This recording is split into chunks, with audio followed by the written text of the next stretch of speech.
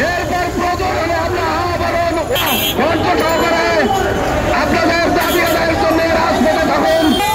আমরা এই সরকারের বিপক্ষের শক্তি নই। আমরা বিগত আমরা চাই না এই বৈষম্য বিরোধী সরকারের দ্বারা আমরা আবার লড়াইত্ম হবে করবো। আপনারা সংঘবদ্ধভাবে তৃণমূল পর্যায়ে জানিয়ে দিন যে আমাদের করতে হবে, আমাদের অধিকার আদায় করে আমরা ঘরে ফিরব ইনশাআল্লাহ। তাদের সবার সুস্বাস্থ্য কামনা করে আমাদের এই সুস্থতা কামনা করে